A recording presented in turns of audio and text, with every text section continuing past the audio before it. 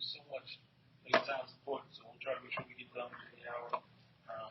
Certainly, would like to do CPD come on up.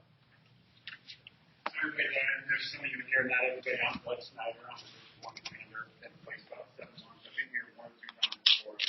See some of the things I recognize. Just want to kind of go a couple things. Answer any questions. So I hear. Yes. Do I need a mic? Let me hear. Yeah, we started the mics up. Oh, hang on. Sorry. I'm not going to go over every crime stat honestly, because I'm going to sit here with some numbers and they'll have it online. Just some quick violent crime stats. So this year, 5% shootings in the West End.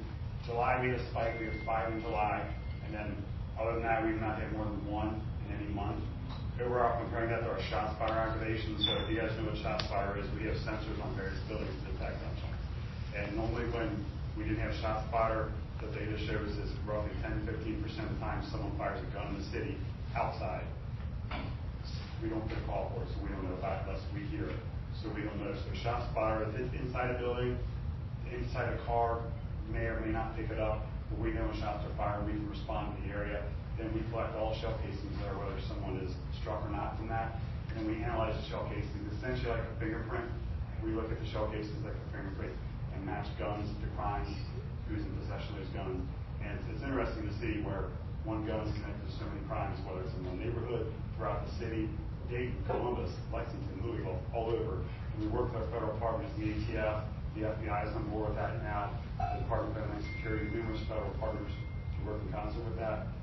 We know, I'm sure you guys know, it's not the majority of people out there who are committing crimes, especially violent crime. It's such a small number of people who are doing that in the community and making it worse for everybody else. That's our biggest problem. First, you guys know as well as I do, the main problems we've had with violence in the West End, Lynn and Clark, has been our biggest problem. Obviously, we had the big shootout about a week and a half ago, Saturday night. Luckily, nobody was struck in that. I knew there was some miscommunication because on the radio we initially got a call that said 3 to 4 people were struck by that, taken to the hospital. That nobody was struck by that. When someone goes to the hospital with a gunshot wound, if they're transported by a friend, family member, we automatically get notified by that. They call us. And also, our communications section who answers the 911 calls, they call around the hospital if we think we have victims. And that includes over in Kentucky as well. And out Bethesda, out in, it was Jewish or what's the one out there, but now any hospital in the region will call if we have anything like that. So we have no victims from that. We have a whole lot of shots fired. I know we have multiple vehicles struck in several residences as well. That's right over here, Lynn and Clark. I've been in place 7 months in this position, but I know Lynn and Clark going back 20 plus years when I worked in District 1. It's been a problem forever. It used to be the Ezra Charles Department, now it's called the Arts Department. So we put the detectives in the district said back in May, so right around the time school's getting out, said we need to do what's called directed patrols, have a scheduled directed patrol at Lynn and Clark to show as much visibility there. So amongst like any other radio run we get for a call for service or anything, we have scheduled, it's not a regular interval, so they can know we're going to be there every day at 2, 4, 6, 8, like that. So it varies. They go there, they're visible in a lot, 15, 20, 30 minutes every day, and that's been in place for months, but unfortunately we can't be everywhere at all times with that. What we have added recently to help deal with this as well, we have 4 beats in District 1, so each officer is assigned to a beat. B1 is Mount Auburn, B2 is over the Ryan Pendleton, B3 is West End, Queensgate, and B4 is the Coffee area around UC. So we looked at the data to rearrange everything to see when our calls for service were happening and how much in each district. And West End and over the Rhine were tied for first. They have significantly more. Mount Auburn has very few calls for service in comparison. So realign each of our shifts to make sure we had the primary officers, the bulk of our officers matched up with what the data said, when we're getting the calls, and where we're getting the calls. So we moved a couple officers from our power shift, which is kind of an evening shift, to overnight as well, because a lot of these crimes, they're happening after 9 o'clock when our third shift starts. And this one, and a lot of them particularly 3 a.m. and after. Our power shift works from 6 p.m. to 4 a.m. So at the end of their shift, 3:30, 4 o'clock, they're starting to end their shift, and we have less officers there, so we move more officers on third shift, so we have more officers from that time when these things are occurring in the year. We had the shooting on July 5th, right out here, 2 juveniles shot. I was here, I was working until 4:30, I think it was 5 o'clock that evening, that morning, so I was here, saw one myself. And what we've done is the department as well, to So we added more officers to this beat because we need more officers in this beat so you get more visibility 24/7 from us. We've had additional officers on overtime. We've had overtime in different areas. And again, we go by the crime data. We had a problem with burglaries up in the Cup area where we have an individual who was going in windows and stealing Xbox, PlayStation game systems. That was an overnight thing. So we sent additional overtime out there to try to catch this individual. Now we've shifted that overtime. It's going to be overnight in third shift hours, so 9 to 1 or 2, and then 1 or 2 until 5 or 6 a.m. To be specific for City West, the departments over here. Pop up a little bit if you need to around Poplar. Things are quiet here, but primarily it's going to be down here City West, over in this area, Lynn and Clark, where we're seeing primary, not just the shootings, but the shots fired as well. You guys probably heard our street crime task force as well. They took officers from all of our districts who were good at the guns, the drugs, that's what their specialty is. A lot of them are uniform, a couple in old clothes as well. They work with our federal partners in our Crime Gun Intelligence Center. So we have additional officers, and that adds up between all those officers, just CPD officers, look at additional 40 and 50 officers. They're going all around the city, but they're concentrating downtown, CBS, over the Rhine, the West End, or primary areas. And anytime we have an incident they're aware of this 192, I just make a phone call and say, hey, we had this incident in Clark, numerous shots fired. Nobody was hit, but it went in through a couple residences, hit a couple cars out here. Can you guys give us some attention? So they're over. They know a lot of the players as well because they work with our analysts who do the work for the guns, the shell casings, all those things. So we know a lot of our players, a lot of our criminals. And just talking to Mr. Ryan, we often, but not always, know who everyone's doing the shootings, the robberies, things like that, and we can't prove it. We can't charge someone unless we can prove it in court. So we may know John Smith did it, but we can't prove it in court. So what we try to do is find another charge because they're involved in a number of different crimes. So we'll look at, see if we can catch them with a gun, illegally possessing a gun, or selling drugs, something like that, to get them off the streets where they can't commit harm to someone else. As we were talking earlier too, the biggest bang for your buck for crimes is going to federal gun charge.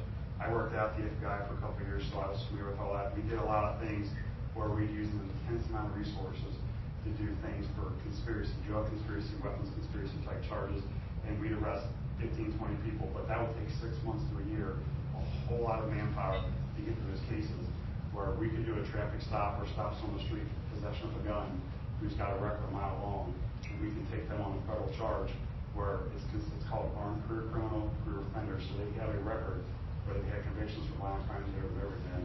In the federal system, it'll take an officer that day an hour from the time they stop this individual, process the paperwork, take them down to jail, an hour.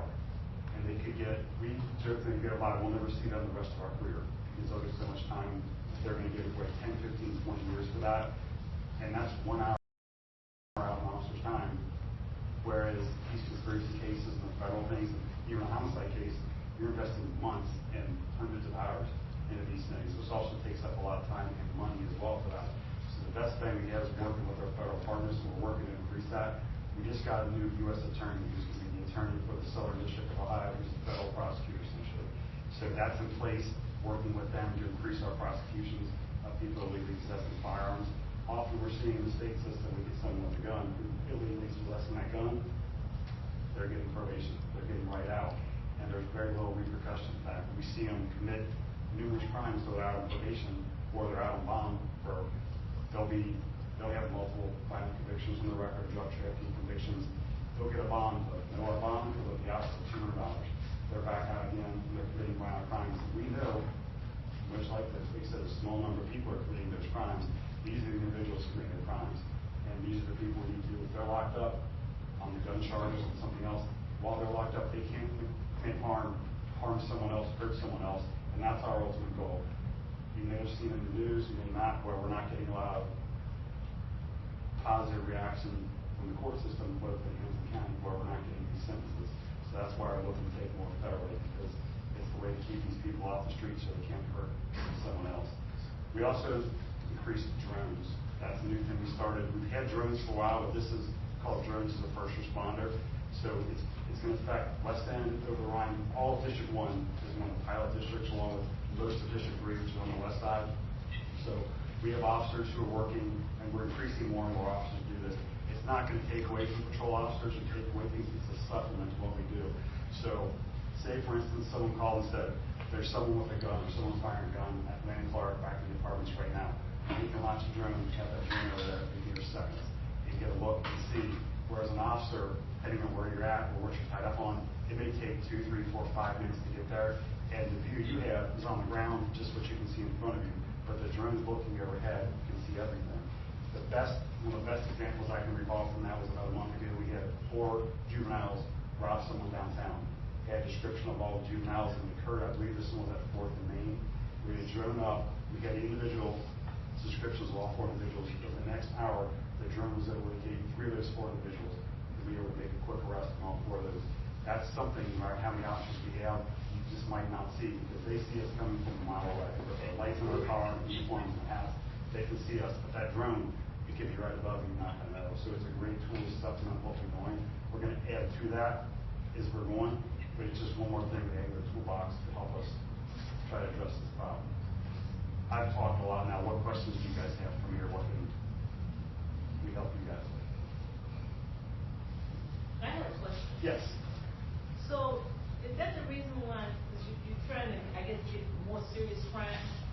We had a couple of break-ins. My husband had his truck broken in on, and we actually had a video of the people that was breaking in, going through stuff.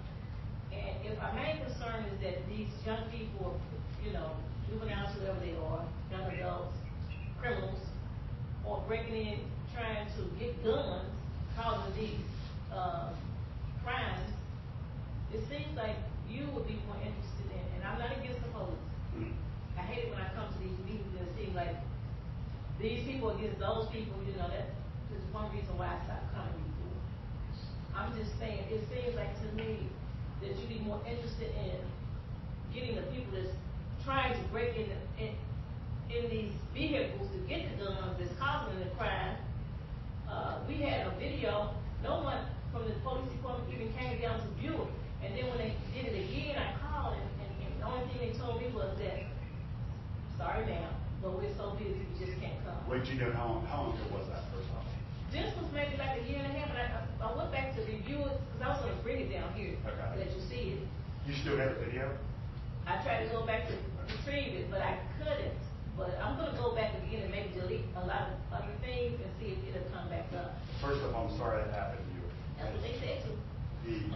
We have something now to make it easier for us to get video where we can literally do a link and you can upload the video for that. We got it in our kids file for the text and we're able to see right from that. So that makes it a little more efficient for that. You're absolutely right about juveniles breaking into cars. We've seen a huge spike over the Rhine and downtown. It's the biggest spike we've seen in the entire city for that over the summer. And they're looking specifically for guns and cars. And you look at a video in the parking lot or something of that nature, you have a lot of cars in close proximity, and they can break into 5 cars within less than a minute. They know exactly where to look for a gun. The glove box, under the seat, the mat pocket, and people leave their guns unsecured in those cars all the time. So we've had guns sitting on the back seat with a T-shirt over top of it. They don't lock them in the trunk or somewhere else or keep them on the person. And not always, but we frequently see where people leave their car unlocked as well. So for the juveniles, it's risk reward. They can literally spend 60 seconds, hit 5 to 10 cars, get in there, look for a gun. If they get one gun out of those cars, that's a huge success for them. We've arrested a lot, but there's a lot we haven't arrested for that too. And when we arrest them for that, it's a property crime. It's not a violent crime. It's not a crime against the person. So we take them up to 2020, they get right out. And I'll give you one example. Of last week, we had a kid who's not even from anywhere in the city, from up in the Springdale area, was downtown breaking into cars and over the Rhine. Officers caught him. He broke into multiple cars. He had a Nintendo Switch game system, which is a couple $100. I made him a $5,000. I don't know why someone left this in the car. They had a $5,000. I think it was an Omega Seamaster watch, some expensive watch, and other high-end property. No guns though. The officers got this individual, arrested him, recovered the property, took him to 2020, got right back out. 2 days later, was reading through the juvenile arrest reports, saw his name again, and he arrested him again for breaking into cars. Last night, right through this morning, looked there for the juvenile arrest report from yesterday, saw his name a third time. So the courts view that, whether you're an adult or a juvenile, as a property crime. We take it serious because it's a crime. And I get my car broken into, I get my girlfriend's car stolen from my house too. So I've been a victim of crime and it's touched me too. The courts look at it as property crime. We're going to keep arresting people we can for that, but we need some cooperation from the courts. The not saying he's not redeemable, he's a 14-year-old kid, but there hasn't been repercussions to show him you can't keep doing this. So he keeps doing it, we take him in, it's a revolving door. That's the unfortunate thing with that. But theft and mottos can often be hard crimes to solve. We get video, but oftentimes they're covered up from head to toe, so it's hard to make an identification with video. They put gloves on and other things so they don't leave fingerprints behind, DNA. It makes it hard. It makes it really hard to find these individuals. Our best bet is usually catching them in the act, where we got someone who can give us a good description. They see it going on, they check their video and see it, and we catch the individual in the area, and they have a property on. That's how we usually solve a lot of those.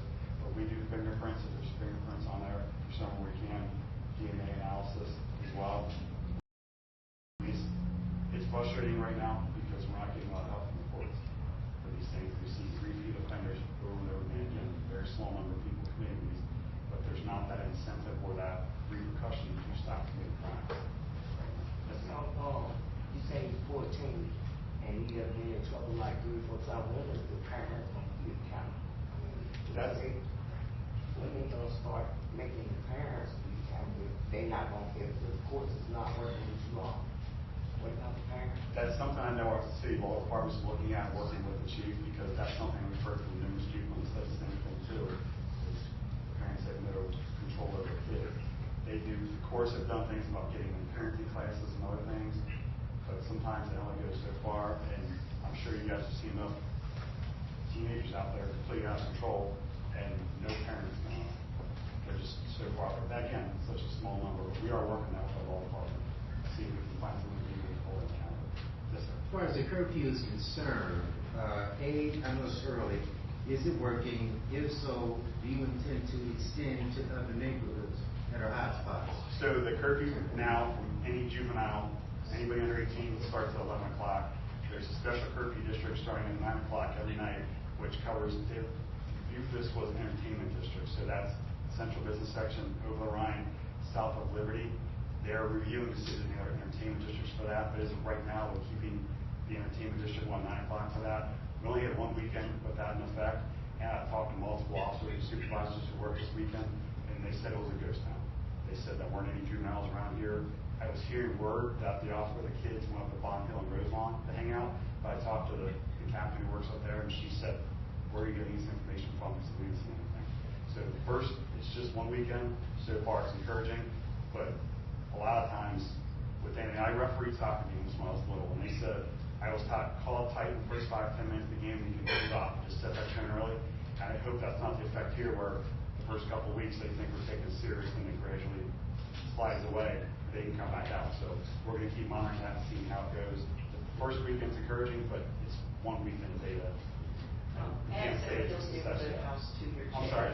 Seven Hills Neighborhood House, we're a check-in center for the kids Friday and Saturday. Yes, and so just add us on your little speed dial. Yeah, we got stuff there. I know we get some officers. I told the sergeants earlier to walk you guys to the car at the end of the night, so it sounded like it was a smooth night.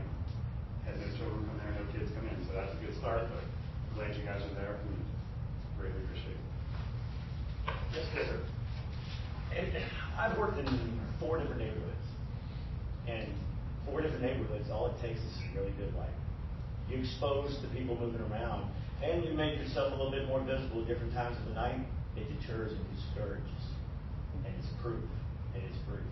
All you do, if there's any problems with your lighting on your poles, take a picture of the tag on the side, call Duke. They'll know exactly what pole to deal with and how to get that light fixed. Lighting is the big key, and just a little visibility, moving around, people coming and going from work. You know, that's all it takes, and it starts to discourage and push them out. 311 is a great resource for lighting as well. If you see lights up, 311. We can help recent deals with 311 too sometimes, especially if it's a hotspot. Yeah, the one I'm dealing with now is the city. I have to go with the city Department of Transportation because it's their property. The tree is. It's covering our light. It's shading everybody, and they keep gathering right next to our building.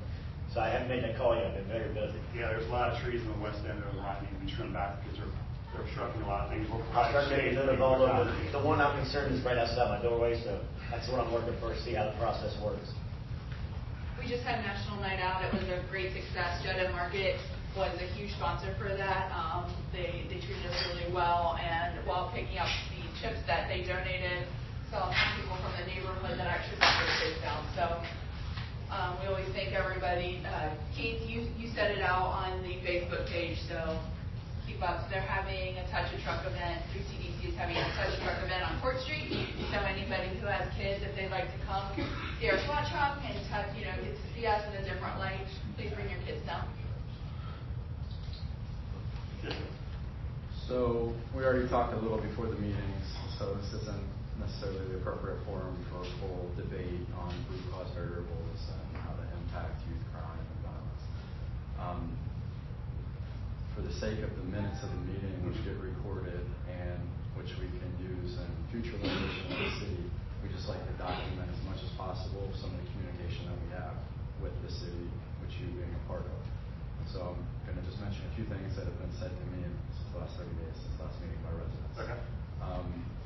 And we 100% understand that if you take a violent felon, arrest them, and they get a $400 bail, there is no deterrent to not walk around with a firearm. So they'll be right back out with a firearm. So we understand the judicial side has a lack of deterrent for people, and so therefore you're going to get more of that behavior if you don't have the deterrent. Separate problem, I do think you guys, everyone, all the leaders, CPD, City Hall, judicial side, political parties need to sit down and have a grown-up conversation about that and get everybody working together. So we won't talk about that. What we'll talk about is, in the last 30 days, we had 2 I-team stories that residents worked very hard to get published. The first one touched on some of the things that you were talking about on the federal side, and it documents on the Dominic Davis murder case, the 11-year-old that was murdered. We have been requesting to CPD, to City Hall, to the state, and to our congressman, federal level, to increase the reward from $5,000. I know who shot Dominic. There's a lot of people who know who did it. I didn't see it. Some people did. They're not going to risk their life for $5,000. And so if we want to get a violent criminal off the street that shot into a group of kids, that murdered an 11-year-old, shot a 12-year-old, shot a 13-year-old, shot 2 15-year-olds, and shot a grandparent, all at the same time, and the best our leadership can do is $5,000 to help compel someone to come forward, it's not going to happen. So in the absence of an eyewitness, what's the next best thing we can have is a camera to show it. And Dominic's mother went to City Hall last year and said, quote, "No one is feeling safe in that area. It's bothering me. I no longer live there, but I have friends and family that stay there, and the children that still reach out to me from that day that state they're scared to go outside and play. They don't have no safety. They don't feel protected. What are we going to do? You guys relocated me," talking to the city council. "I am thankful for that, but there are millions of others who can't be in my shoes, who are not in my shoes, unfortunately, and can't be relocated, and their kids would like to be safe. They would like to be safe." That addresses the city's discriminatory segregation of income-restricted housing. She's talking about people that don't have housing choice. They have to live in these high-crime areas because that's where the city puts over 80% of all income-restricted units. We'll deal with that in federal court, so we won't talk to you about that. The mayor's response to her, on record, Mayor Pureval, quote, "We genuinely thank you for your courage in continuing to fight this tragedy, this unimaginable tragedy that's befallen your family. I'll follow up with you about the conversation around cameras in the West End." I asked her 2 weeks ago if anyone followed up with her, as they promised, and she said no. No one has ever reached out to me. Chris and I were there last night with the crime scene, with the tape, and I was standing at Dominic's memorial with the stuffed animals, with the t-shirt, with the crime scene tape 8 feet away. That would have been a really nice place for our mayor to have put additional city resources like cameras, like he promised this grieving mother he would do. If people aren't going to come forward for a $5,000 reward, we need cameras. So I just did a news interview at Wade Street this morning, and a resident came running up and afterwards and she said, "Are you recording about the shooting last night?" And they said yes. She said, "I am scared to death, so you can't use my face, but let me tell you my story." And she went for 15 minutes about how terrified she is to come outside, let her kid come outside. She told me she used to live at the corner of Clark and Lynn, which you also referenced. And she also referenced your patrols that are on a set frequency. And she says, what's the point if the people know the car comes, stop, then it goes, and you have an hour to do whatever you want. CRC is very familiar with the drug sales that we can go outside and watch it right now. And so the question is, why aren't there plainclothes cops? Why aren't we getting those resources when you say, we can't make an arrest? Okay, we'll get probable cause. I can go out with my phone and take a picture of it. Why can't you guys have an undercover cop? Why can't you have more resources in here to do that? We need cameras to actually be able to bring charges against people and take the violent criminals off the street. We need plainclothes resources, quadruple what you have right now. You could tell me you've got 10. Not enough. We have 30 to 40 people shot every single year in this one community of 6,800 people. That's Ryan the West and every year historically at the top of the list, but if it's familiar with the city. The city is not giving us the resources required to offset the harm that they've created. And so my block at the end of my street where the cars that you mentioned the Saturday ago that got shot up, those bullets went from here, from down by Lynn, down Clark, past Hayes Porter Elementary School, past Mound Street, past John Street, hit cars halfway to Central Avenue. We're talking about stray bullets going 6 blocks at that point. Hitting cars, somebody could be in a car. Bullets don't stop until there's something that causes them to stop. I got calls from someone whose building, whose apartment, a bullet went through their window. And they were interviewed. We did a news story on that too. And the bullet went through their window. 4 months ago, they just replaced their front door because a bullet went through their front door. People that can escape are going to escape. He told me yesterday, we're leaving. My neighbors I know people on Elizabeth. They moved because the CMHA building across from them, there was a shootout, 3 people shooting, they had 2 kids, bullets went through their door. What Dominic's mother is talking about, there's people that can't. And so for those people, we have to put more resources. I don't know what it's going to take, but we need federal resources. People start to think when you get charged with 924C and it's 5 years, 922G, you get a 7-year easy federal sentence. These people you start to think twice when you know, hey, I might be doing Fed time for this stuff. And so we've been requesting that unsuccessfully. And so you'll hear more in the near future. We're going to continue to put pressure on providing resources to offset the harm that the city has done. We don't have them right now. So the federal thing, one of the things that I work with feds that we use, going back to solving homicides as well and finding someone. So we interviewed everybody, whether they want to talk or not, what they do. And one of the nice things when you have federal charges, they're not just going upstate for a year or 2. You might be going to Washington, Idaho. You're going to go somewhere along the way. Your girl, your kids, they're not going to come visit you. You're going to be on the island by yourself for a long, long time. And that's something we use as leverage to get cooperation from them in order to help solve homicides or point us in the right direction for things like that. So that's another benefit of federal charges.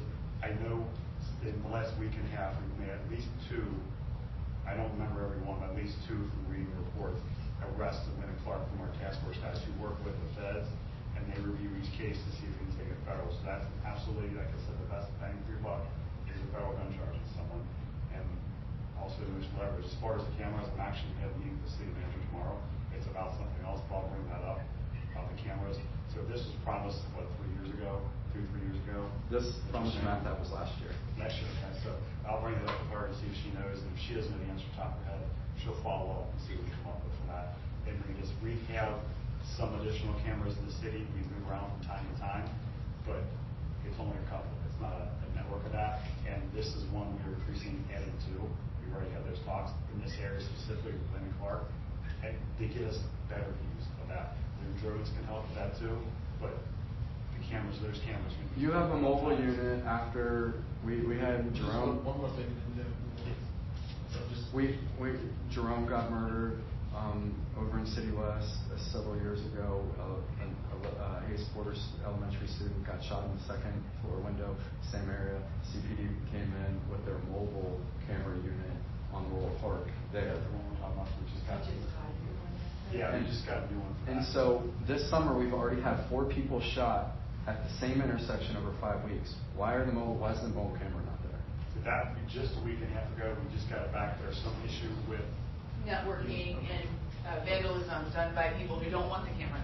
Correct. So feedback going up the chain, we need additional federal resources. We need the cameras. We need some of this stuff that we've been asking. And we need people to call. And I understand, we come when you call, but, and I understand, I don't want to discredit that $5,000 isn't enough.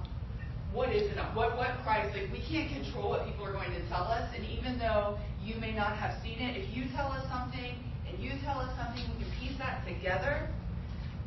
It's not the money, right? I understand sometimes it's about the money, but this is not something that we can arrest our way out of, and I say that every time. We need community partners, not just the businesses, not just cameras. Cameras don't stop crime. They help us solve them later.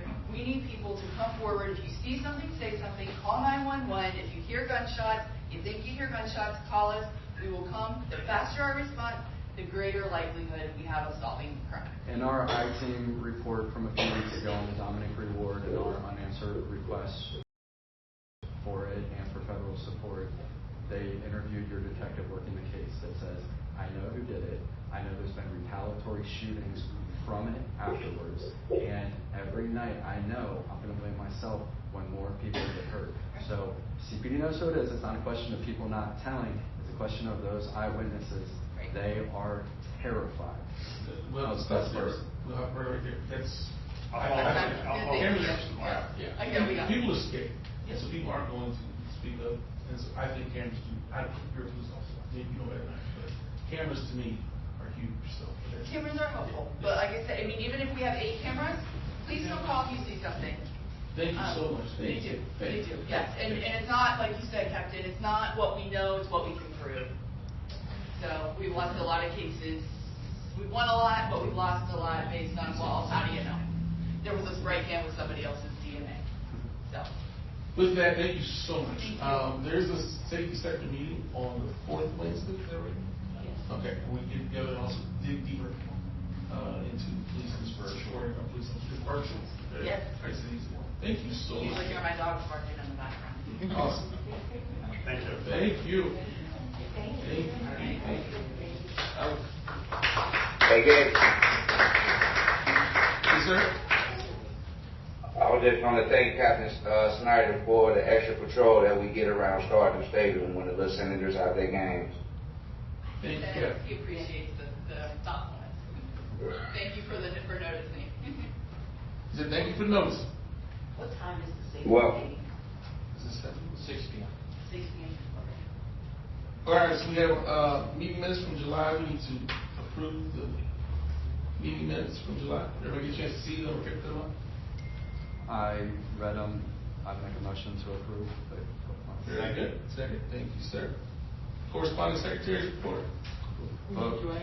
Vote. Did our people leave? We need a vote. All those in favor of approval of the minutes? Aye. Aye. All right, any nays? Thank you. We don't have any minutes. We'll have corresponding Secretary's report. Hey, I will email them out to the general body and the executive board. We didn't have, we had the same